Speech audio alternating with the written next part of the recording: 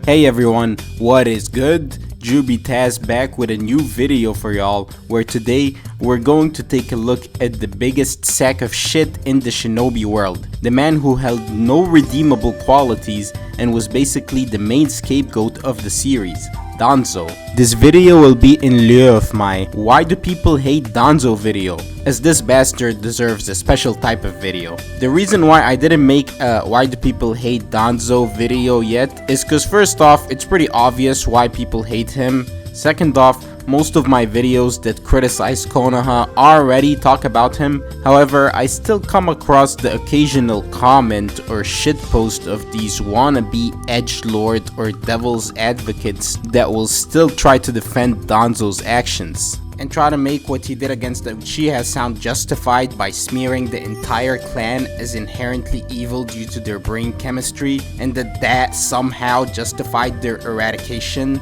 which is genocide apology in my view. These brain-dead content creators also seem to gloss over Danzo's other heinous, more atrocious actions. So today, we're gonna go over all the wrongdoings of Danzo, whether any of them can actually be justified, or if those few people that say Danzo was right, they're just shitposting and rage baiting. Now before we begin, make sure to like, share, subscribe, and let's get straight to it. So let's first look at the Uchiha incident and tackle or debunk these devil's advocate comments.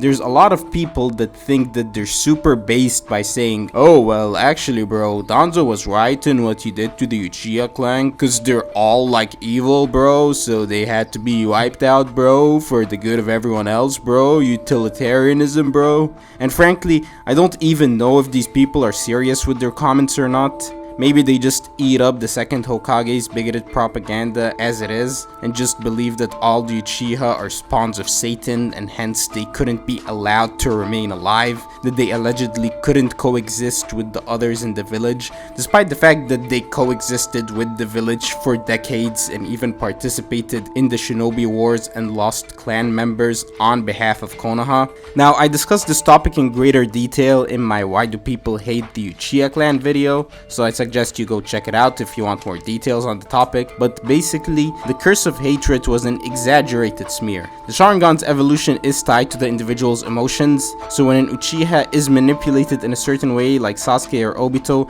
they could potentially get wrapped up in darkness. However, it's not fair to use Sasuke or Obito as a representative of the entire clan, since like I said, they were both special cases that were set up to crash by external factors. The average Uchiha wouldn't turn out like them, and in fact, the Uchiha had the potential to be the most loyal soldiers if treated with respect. Like Tobirama said, the Uchiha clan felt the most love. Heck, they even abandoned Madara after he tried to rally the clan to leave the Leaf Village, and they called him a warmonger just because they cherished the relative stability that the village brought. This is the same clan everyone's somehow calling evil and deserving of their own eventual annihilation. Now, I'm not saying that the Uchiha clan is perfect, no one is, but to try to say that they deserved this fate, or to try to argue that there was no way around their genocide, is just like being a Holocaust apologist in my opinion.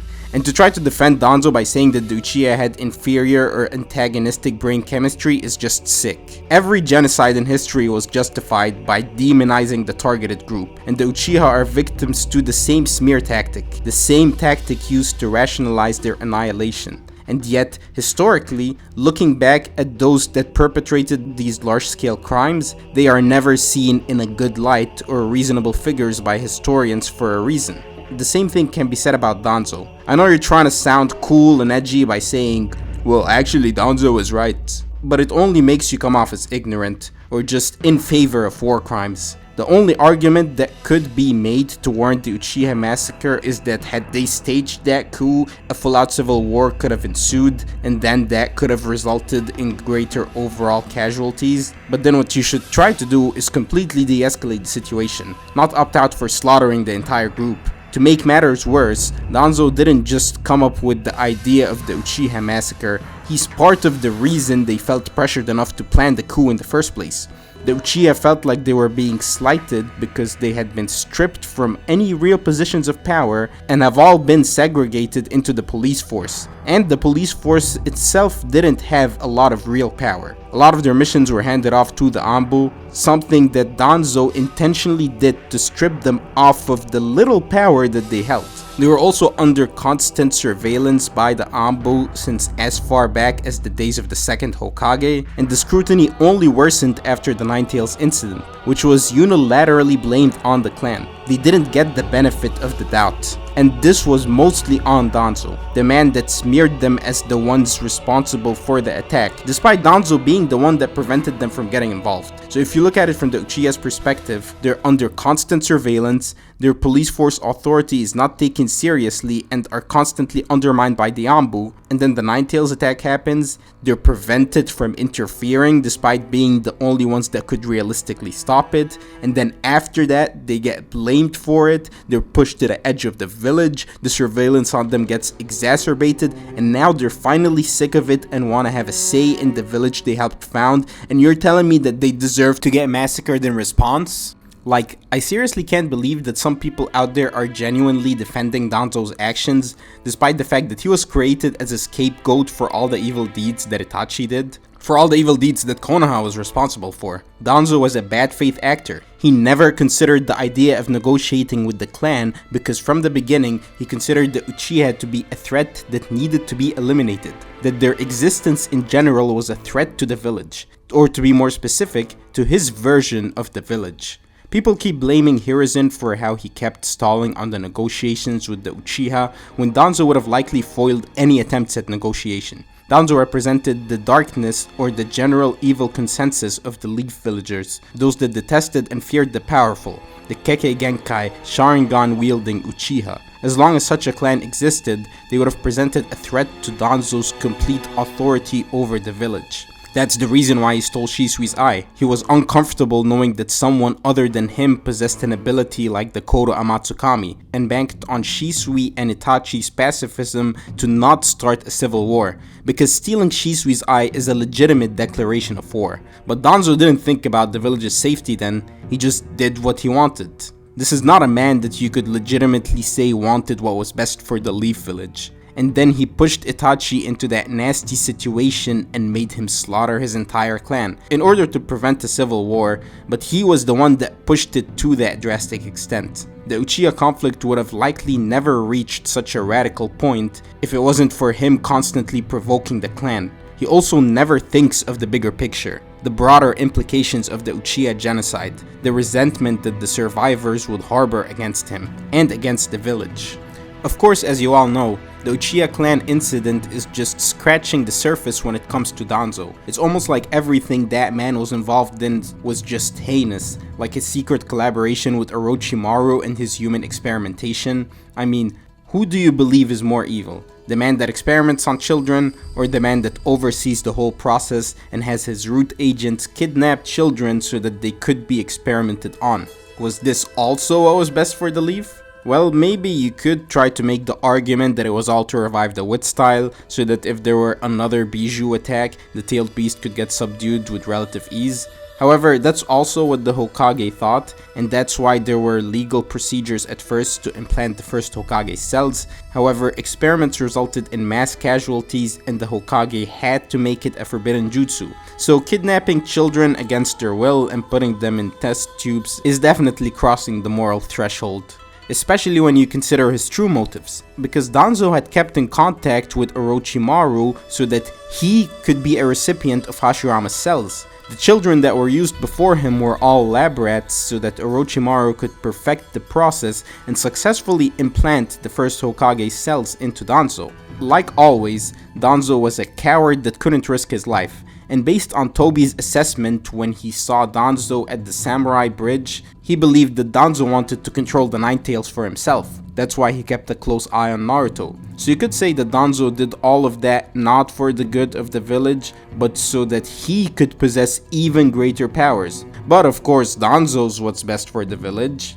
So he could basically do whatever he wants. And it doesn't matter what ethical red lines get crossed, so long as Danzo gets to maintain his vision. Also, it's funny how Danzo will use Orochimaru as a way to smear the third Hokage's rule and yet kept in contact with him over all those years when he wanted to dishonor his promise to Itachi and kill Sasuke, most likely to save his own ass cause Sasuke was bound to come for him eventually. He gave Orochimaru a list of the special Anbu assigned to the Hokage as a bargaining chip. And who knows how much more contact there was between those two. When Orochimaru invaded the Leaf, do you think that he was in contact with Danzo then? Do you think that Danzo helped in the Konoha crush? I mean, it's very possible. Danzo was known as the leader of a rebel faction that opposed the Third's rule, so this would have been his chance to pounce. So yes, this whole protecting the Leaf argument is total bullshit. It's only protecting the idea of his own village on his own terms. He could give less of a fuck about the average Konoha citizen and basically wanted to implement a police state with himself as the head. Danzo's the reason why Konoha had so many enemies, and he's caused a shitstorm wherever he went. I think one of the reasons he's so unlikable is because not only does he commit a lot of sketchy and unethical scandals and then tries to justify them by claiming that he was just trying to protect the village, but also because he was a hypocrite. He only protected the village when it served him, when it was convenient for him. That's why when Pain attacked the Leaf, he hid underground with his men and allowed the Leaf village to get pummeled, just so that he could use the destruction and blame it on Tsunade so that he could secure the seat of Hokage for himself. He said that some villagers will have to die for him to become the Hokage, that they were necessary sacrifices. So he has the audacity to claim that he's only looking out for the Leaf's best interest, despite literally letting the villagers get massacred by Pain just to push his own political agenda. And to make matters worse, it was his fault that Pain was radicalized against the Leaf in the first place. It was his meddling in foreign affairs and working with Hanzo that led to the murder of the idealist leader Yahiko. And it was his men that joined Hanzo's men in the Akatsuki ambush. The Akatsuki was a peacekeeping troop prior to that. Afterwards, they became a threat to the entire world. So this asshole deserves all the hatred he gets. And also, if you look at the anime rendition of events in the Third Ninja War, then it paints him in an even worse light. First off, it shows how far Danzo's actions went. He had his root agents disguised as stone shinobi and had them launch attacks in the Hidden Rain in order to sabotage any prospects of a peace treaty because, in his own words, for the Leaf's future, there can be no peace with the stone. This is a man that saw peace and negotiation as a detriment. That's why he targeted the Akatsuki.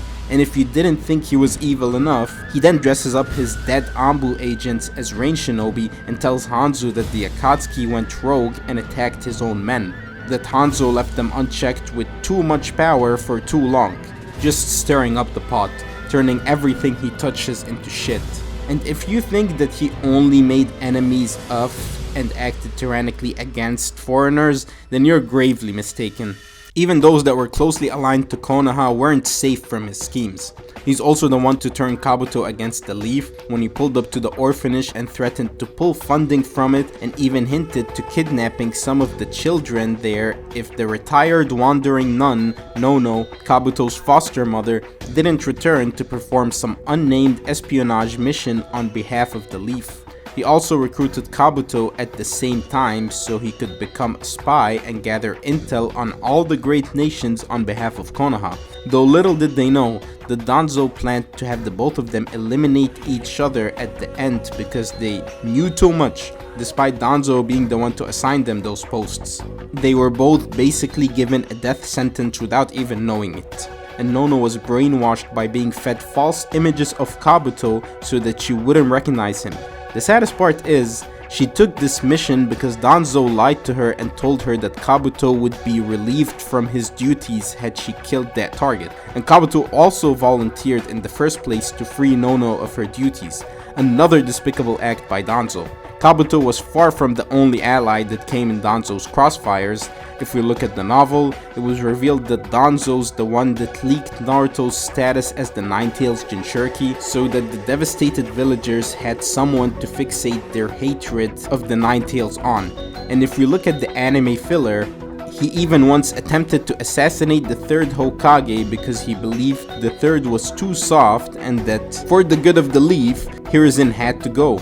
Like, This guy will literally use the excuse of "I'm doing this for the good of the Leaf" to justify all of his crimes and corruption. He could do whatever he wants and just say, "I did this to keep the Leaf safe," and that would vindicate it in his own mind. Either oblivious to or willing to ignore the consequences or backlash of his actions. And whether he realized it or not, despite being underground and working from the shadows most of the time, his actions were so heinous that his notoriety exceeded his secrecy. That's why no one in the Leaf, except the elders, trusted him for the role of the Hokage. That's why the second he stepped out of the shadows as the Hokage, he was attacked by the Hanya Black Ops. That's why the Raikage referred to him as the Shinobi of Darkness, and even him having that moniker implies that he failed, since he clearly didn't stay in the shadows well enough.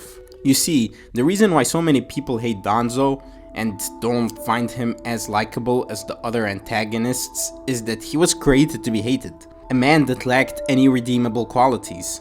That's why I've put off the "Why do people hate Danzo" video for so long, cause you don't need a video to figure out why people hate him.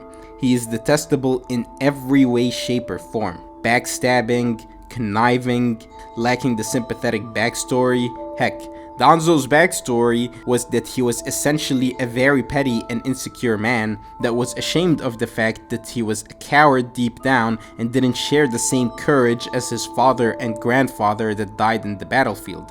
That's why he was always jealous of Hiruzen, because he was the better man that Danzo never had the guts to become. He was also a huge hypocrite, and despite preaching that self-sacrifice was the ways of the shinobi, he would never get his own hands dirty and send his agents instead, which is why Sasuke calls him out on his double standards, on how he preached that self-sacrifice bullshit and was still willing to take a hostage, because of his delusion that his well-being was what was good for the village. Despite all the problems and enemies he created for Konoha, he could only mustered up the courage to sacrifice himself when it was already too late and he was surrounded by the Uchiha, and even that attempt didn't work. Of course it didn't. The one thing that I can appreciate about Danzo is that him being such a problematic figure has brought a lot of necessary conflict to the story to spice it up. Other than that, I'm not gonna entertain this notion that he was actually working for the Leaf's best interest all the time. At best, he was only interested in protecting his idea of the village. He was an extremist that justified his radical actions by using the cover of protecting the village. And the fact that the other Konoha leaders somewhat justified his actions is the reason Konoha lost all its credibility on the international stage. Like, honestly, it baffles me that some dipshit YouTubers will genuinely try to justify his actions and say that the massacre was the right thing to do. Like, we gotta draw the line in the sand at a certain point.